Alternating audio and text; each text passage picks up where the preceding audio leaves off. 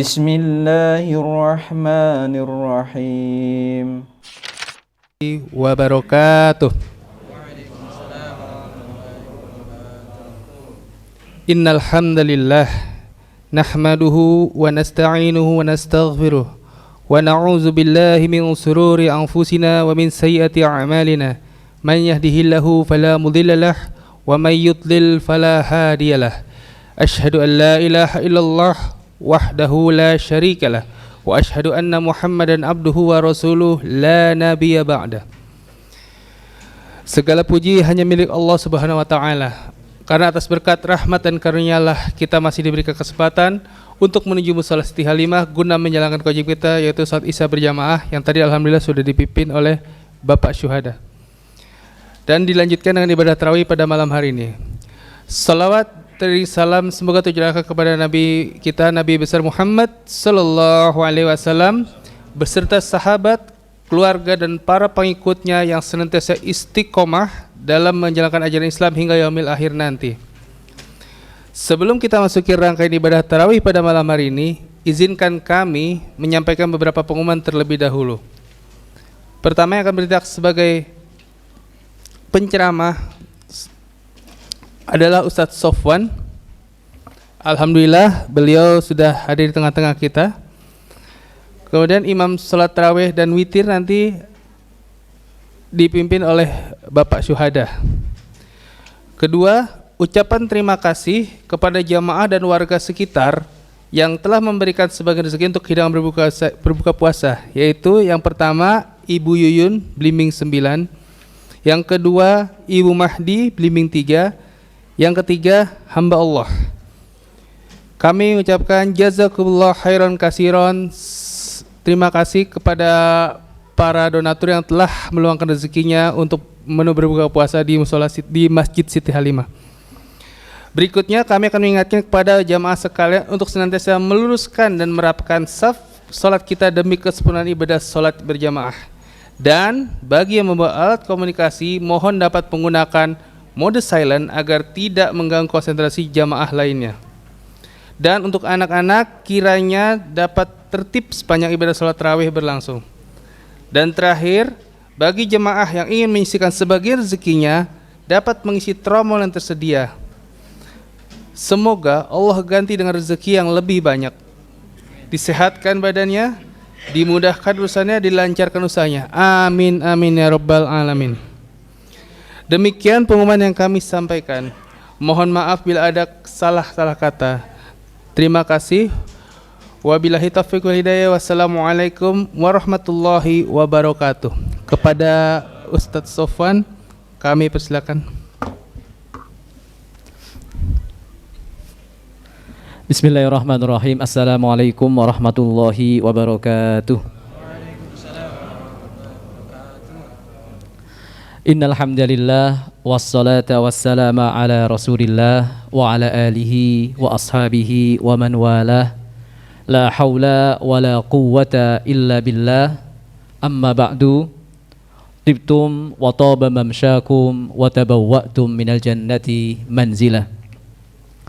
Bapak Ibu sekalian, jamaah salat Isya dan Tarawih Masjid Siti Halimah yang dimuliakan Allah Subhanahu wa taala, marilah senantiasa kita bersyukur kepada Allah Subhanahu wa taala. Syukur yang sebenarnya yaitu menggunakan nikmat yang Allah berikan kepada kita semaksimal mungkin untuk beramal ibadah. Syukur berarti kita semakin taat, semakin soleh, semakin dekat kepada Allah Subhanahu wa ta'ala. Salawat dan salam kita bacakan untuk baginda Nabi Muhammad sallallahu alaihi wasallam. Semoga kita semuanya mendapatkan syafaat beliau pada hari akhirat nanti. Allahumma amin. Bapak Ibu sekalian yang dimuliakan Allah Subhanahu wa taala, tujuan ibadah kita adalah agar kita bertakwa, la'allakum tattaqun. Setelah bertakwa, apa yang hendaknya kita lakukan? Takwa bukan tujuan terakhir. Kita semuanya hafal dengan ayat A'udzubillahi minasyaitonirrajim. Dzalikal kitabu la raiba fih hudan lil muttaqin. Setelah kita bertakwa, ada tugas kita semuanya, yaitu mencari hidayah, mengejar hidayah, meraih hidayah. Karena hidayah hanya diberikan kepada orang yang bertakwa. Jadi kita berpuasa agar bertakwa, kita bertakwa agar berkesempatan meraih hidayah. Dari mana? Dzalikal kitab, dari Al-Quran. Kemudian, maka dalam kesempatan kali ini saya akan menyampaikan tentang salah satu hal yang membuat kita bisa mendapatkan hidayah dari Al-Quran. Diterangkan dalam ayat berikutnya, alladzina yu'minuna bil ghaibi wa yuqimunas salata wa mimma razaqnahum yunfikun. Saat ini kita sedang wa yuqimunas shalah. Insyaallah akan ada cahaya hidayah dari Al-Quran, dari suara Al-Quran yang kita dengarkan dari imam. Insyaallah itu akan Allah masukkan dalam hati kita berupa keyakinan, pedoman, pelajaran, nilai-nilai yang bermanfaat untuk hidup kita. Kemudian wa mimma razaqnahum yunfikun, insyaallah dalam sedekah kita, dalam infak kita, dalam zakat kita, dalam tadi iftar dan lain sebagainya, itu juga membuat kita akan mendapatkan hidayah dari Al-Quran. Tinggal satu nih, yaitu apa? Alladzina yu'minuna bil ghaib. Itulah yang akan kita bicarakan pada kesempatan kali ini. Cukup panjang, tapi ternyata waktunya tinggal 10 menit saja, gitu ya. Apa itu Bapak Ibu sekalian mati Allah Subhanahu wa taala? Beriman dengan yang ghaib. Nanti akan saya bacakan pendapat para ulama tentang beriman dengan yang ghaib. Saya awali dulu dengan sebuah kisah. Suatu pagi Rasulullah SAW bertemu dengan salah seorang sahabatnya. Sahabat ya, laki-laki, tapi namanya seperti perempuan, namanya Harithah. Namanya Harithah. Rasulullah SAW bertanya kepada beliau, ya Harithah, kaifa asbahta? Apa kabarmu pagi hari ini wahai Harithah? Harithah tahu kalau Rasulullah SAW bertanya bukan basa-basi saja, ada maksud. Nanti jawaban beliau, komentar beliau jadi syariat, jadi ajaran, jadi hadis yang akan dihafal sampai hari kiamat. Maka Harithah jawabnya serius. Asbahtu mu'minan haqqan. Wahai Rasulullah, aku pagi hari ini menjadi benar-benar beriman. Rasulullah kagum dengan jawaban itu. Ungzur ya Harithah, inna likulli syai'in haqiqatan, wa ma haqiqatu imanika. Hati-hati berbicara wahai Harithah. Pikir-pikir, segala sesuatu itu ada hakikatnya. Apa hakikat imanmu?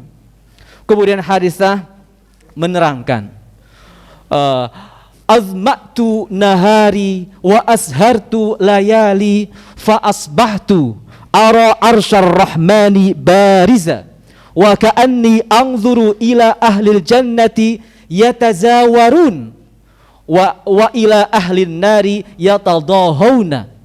Ya Rasulullah, aku semangat dalam beribadah. Malam hari aku jarang tidur, aku qiyamul lail yang panjang. Siang hari aku banyak berpuasa. Kemudian aku bisa merasakan, seakan-akan melihat orang-orang penduduk surga saling berkunjungan, saling mengunjungi. Penduduk surga saling mengunjungi. Ada yang kangen dengan Rasulullah, kemudian bertemu dengan Rasulullah SAW. Ada yang ingin melihat Nabi Yusuf, mencari Nabi Yusuf. Karena surga itu pintunya selalu terbuka. Setelah dimasuki, pintunya selalu terbuka. Jannatu adnin mufattahatan lahumul abwab. Surga itu pintu-pintunya gitu ya. Pintu-pintunya selalu terbuka. Setelah Rasulullah sallallahu alaihi wasallam, para nabi, para penghuninya masuk, maka pintu-pintu di dalamnya itu terbuka saling mengunjungi. Wa ka'anni anzuru ila ahlin nari yatadahawna fiha. Aku seakan-akan melihat penduduk neraka itu saling mengeluh, kesakitan, teriak-teriak dan lain sebagainya. Ya Harithah arafta falzam. Kata Rasulullah SAW, wahai Harithah, engkau sudah mengetahui hakikat keimanan, maka pegang teruslah. Dari hadis ini, Bapak Ibu sekalian yang dimuliakan Allah Subhanahu wa taala, beriman dengan yang gaib harus sangat kuat. Saking kuatnya sampai seperti melihat. Gaib tidak bisa dilihat, tidak bisa dipegang, tidak bisa dicium. Tapi kemudian orang yang beriman dengan yang sangat kuat seakan-akan melihat nyata. Itulah iman dengan yang gaib harus kuat. Kemudian ada syarat yang berikutnya, yaitu adalah harus benar. Banyak sekali orang yang kuat keimanannya tapi beriman kepada sesuatu yang salah. Suatu kali ketika umat Islam berhasil mengalahkan ataupun membebaskan kota Al-Quds di Palestina di bawah kepemimpinan Abu Ubaidah ibnul Jarrah. Saat itu umat Islam menang, gitu ya. Kemudian pemimpin pemimpin gereja di Al-Aqsa itu ingin menyerahkan kota itu kepada Abu Ubaidah. Wahai, apakah engkau ini pemimpin tertinggi umat Islam? Ya, aku adalah pemimpin pasukan ini. Tapi kenapa sifat-sifatmu tidak seperti yang kami baca dalam buku-buku agama kami? Oh iya, masih ada pemimpin yang lebih tinggi lagi di Madinah sana. Siapa itu? Umar bin Khattab. Kemudian beliau mengatakan, kami tidak akan menyerahkan kunci kota Al-Quds kecuali kepada Umar bin Khattab. Minta beliau datang kemari. Akhirnya Umar bin Khattab datang ke Palestina. Serah terima kunci Al-Aqsa. Ketika kunjungan tersebut, Umar bin Khattab menangis. Beliau itu melewati sebuah bangunan yang megah, gitu ya. Yang sunyi, ruhani dan sebagainya. Di dalamnya banyak orang sedang beribadah dengan sangat khusyuk, menangis, gitu ya. Tapi Umar bin Khattab malah menangis. Beliau teringat dengan sebuah ayat, hal ataka hadithul ghashiyah wujuhu yawma idzin khashi'ah amilatun nasibah tasla naron hamiyah. Ada orang-orang yang di dunia itu amilatun, beramal ibadah, nasibatun, sampai letih. Amal ibadahnya semangat sekali, imannya sangat kuat sekali. Tetapi ternyata di akhirat tasla naron hamiyah, di akhirat tetap masuk neraka. Kasihan. Beriman sangat kuat tapi mengimani sesuatu yang salah, gitu ya. Jadi beriman dengan gaib harus kuat, yang pertama, yang kedua harus benar. Bagaimana kita beriman dengan akhirat yang benar? Beriman dengan yang gaib yang benar adalah yang disampaikan saja oleh Rasulullah sallallahu alaihi wasallam dalam Al-Qur'an dan dalam hadis beliau, gitu ya. Karena gaib itu hanya Allah Subhanahu wa taala yang mengetahui. Kemudian sebagian yang Allah ketahui itu disampaikan kepada Rasulullah sallallahu alaihi wasallam. Kemudian hal itu disampaikan kepada kita. Maka itulah yang harus kita yakini. Selain Allah tidak ada yang tahu. Rasulullah tidak tahu yang gaib kecuali jika diberi tahu. Maka ada sebuah ayat misalnya, nanti tulisannya akan saya kirimkan. Rasulullah sallallahu alaihi wasallam dalam surat Al-A'raf ayat 188, walau kuntu a'lamul ghaiba lastakthartu minal khairi wa ma massaniyassu. Kalau aku mengetahui, seandainya aku mengetahui yang gaib, tentu aku sudah mendapatkan harta yang sangat banyak, tentu aku tidak akan mengalami kemalangan. Itu Rasulullah tidak mengetahui yang gaib. Malaikat juga tidak mengetahui yang gaib. Subhanaka la ilma lana illa ma 'allamtana innaka antal alimul hakim. Malaikat enggak tahu yang gaib. Dia jin tidak tahu juga yang gaib. Makanya ketika wafatnya Nabi Sulaiman, ada banyak sekali jin yang menyesal. Mereka bekerja sangat keras gitu ya. Karena apa? Karena merasa sedang diawasi oleh Nabi Sulaiman. Nabi Sulaiman berdiri bersandar kepada tongkat gitu ya, seakan-akan mengawasi jin-jin yang sedang bekerja. Ternyata berapa puluh tahun kemudian gitu ya, tongkatnya itu rapuh, dimakan rayap. Nabi Sulaiman terjatuh. Ternyata Nabi Sulaiman sudah meninggal tak bertahun-tahun yang lalu. Jin saja melihat orang itu orang hidup atau meninggal tidak tahu. Oleh karena itu Bapak Ibu sekalian berarti Allah Subhanahu wa taala, gaib yang harus kita imani adalah gaib yang benar, yaitu yang dikabarkan oleh Allah Subhanahu wa taala melalui Rasulullah sallallahu alaihi wasallam dalam Al-Qur'an dan dalam sunnah. Ada 3 macam gaib. Yang pertama adalah gaib yang bisa dipelajari. Gaib yang bisa dipelajari. Ada di negara-negara tertentu, pagi hari orang bekerja pada bawa payung semua, padahal panas, padahal terang gitu ya, pada bawa payung. Rupanya mereka punya aplikasi perakiraan cuaca, nanti sore mau hujan, pagi hari masih terang sudah membawa payung, sedia payung sebelum hujan gitu. Ini berarti sesuatu yang belum terjadi akan terjadi, itu gaib, itu bisa dipelajari. Perakiraan. Ada gaib-gaib yang bisa dipelajari. Ibu ini HPL-nya tanggal berapa? Kan dipelajari bisa. Ini anaknya laki-laki, bukan perempuan. Bisa dipelajari. Nanti tanggal sekian akan terjadi gerhana, bisa dipelajari. Dan lain sebagainya gitu ya. Itu gaib yang pertama. Itu enggak usah diimani gitu ya. Gaib yang kedua adalah gaib yang ada bukti dan tanda-tandanya. Yaitu apa? Kekuasaan Allah Subhanahu wa taala. Tanda-tandanya alam semesta ini. Allah Subhanahu wa taala maha mengetahui. Tanda-tandanya apa? Alam semesta ini. Diri kita adalah bukti bahwa Allah maha mengetahui. Ala ya'lamu man khalaq. Yang menciptakan pasti mengetahui yang diciptakan. Itu. Kemudian Bapak Ibu sekalian mati Allah Subhanahu wa taala, kalau yang itu kita imani dengan cara kita banyak mencari tafakur gitu ya, mencari bukti-bukti Allah Maha Kuasa, Allah Maha Mengetahui dan lain sebagainya. Adapun yang ketiga adalah gaib yang tidak ada buktinya. Yang tidak ada dalilnya. Dalil ada tapi bukti nggak ada gitu ya. Yaitu apa? Adanya surga. Apa buktinya ada surga? Nggak ada. Adanya malaikat. Apa bukti ada malaikat? Nggak ada.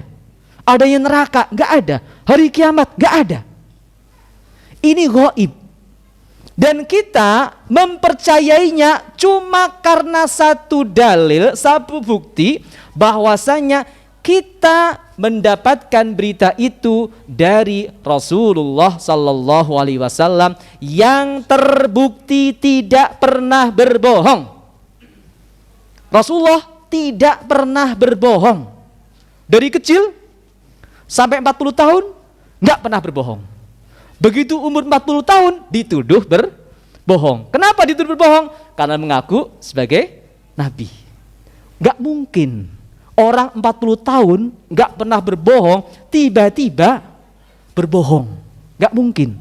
Oleh karena itu, apapun yang sahih berasal dari Rasulullah sallallahu alaihi wasallam harus kita yakini. Apa bukti adanya surga? Rasulullah tidak pernah berbohong. Apa bukti adanya neraka? Rasulullah tidak pernah berbohong. Apa bukti adanya alam kubur, adanya syafaat, adanya padang mahsyar, adanya malaikat? Semuanya buktinya cuma satu. Rasulullah sallallahu alaihi wasallam tidak pernah berbohong. Oleh karena itu Bapak Ibu sekalian Allah Subhanahu wa taala, keyakinan kita kepada hal itu insya Allah kalau kita kuatkan terus dengan banyak membaca sirah Rasulullah sallallahu alaihi wasallam, kebaikan-kebaikan Rasulullah sallallahu alaihi wasallam dan lain sebagainya, maka insya Allah kita termasuk alladzina yu'minuna bil ghaibi wa yuqimunas salata wa mimma razaqnahum yunfikun, yang layak untuk mendapatkan dzalikal kitabu la raiba fihi hudan lil muttaqin. Kemudian Bapak Ibu sekalian mati Allah Subhanahu wa taala, yang terakhir sekali gitu ya. Masih banyak tapi waktunya sudah habis, yaitu apa? Tentang bagaimana kita menguatkan keimanan kita pada jenis ghaib yang ketiga itu, yaitu apa? Ghaib yang tidak ada buktinya, cuma satu buktinya, yaitu adalah Rasulullah sallallahu alaihi wasallam tidak pernah berbohong. Yang pertama adalah kita banyak berzikir. Berzikir, mengingat. Mengingat siapa? Mengingat Allah. Allah itu ghaib. Kalau kita paksakan diri kita untuk berzikir, artinya apa? Kita menghubungkan hati kita, menyambungkan hati kita kepada Allah Subhanahu wa taala. Maka kalau kita banyak berzikir, insya Allah iman kita kepada yang gaib akan semakin kuat. Kemudian banyak membaca Al-Quran. Al-Quran kebanyakannya adalah kabar gaib. Kemudian sebagian ayat itu sudah terjadi, gaib yang sudah terjadi. Kalau ada misalnya 100 ayat tentang gaib, ada 10 ayat gaib yang sudah terjadi, maka kita berkesimpulan semuanya akan terjadi. Kita semakin yakin, gitu ya. Kemudian yang berikutnya adalah kita berkorban, bersungguh-sungguh dalam beribadah. Kita sholat, kita tilawah, mengejar apa? Mengejar pahala. Pahala itu apa? Gaib. Insya Allah jadi apa namanya? Jadi nyata. Sesuatu yang kita kejar itu dalam diri kita jadi nyata, kelihatan. Misalnya sholat ini, kita harus sabar sholat tarawih. Man qama ma'al imami hatta yansarifa kutiba lahu qiyamu lailatin. Orang yang qiyamul lail bersama imam sampai imamnya pulang. Sampai imamnya pulang, maka dicatat mendapatkan pahala qiyamul lail sampai pagi. Itu harus yang seperti itu harus dikuatkan, sehingga apa? Semakin kita itu apa namanya? Merasakan bahwa pahala itu nyata bisa kita lihat dan kita kejar, itu menguatkan iman kita kepada yang gaib. Dan para sahabat sudah seperti itu. Para sahabat mengatakan apa? Kalau aku, nih Ali bin Abi Thalib beliau mengatakan, kalau aku diperlihatkan surga dan neraka, tidak bertambah imanku kepada surga dan neraka. Saya ulangi, kalau aku diperlihatkan, dimasukkan, wahai Ali, ayo masuk surga, saya perlihatkan apa namanya, surga neraka, tidak bertambah imannya kepada surga. Karena apa? Beliau mengatakan, aku sudah melihat surga dari dulu dengan kedua mata Rasulullah sallallahu alaihi wasallam. Jadi apapun yang dikabarkan oleh Rasulullah sallallahu alaihi wasallam, para sahabat itu seakan-akan melihatnya sendiri. Percaya 100%. Di antaranya apa misalnya? Laula alla tadafanu la da'autullaha an yusmi'akum ma sami'tu. Jadi Rasulullah itu banyak mengetahui hal yang tidak kita ketahui, banyak melihat hal yang tidak kita lihat, banyak mendengarkan hal yang tidak kita dengar.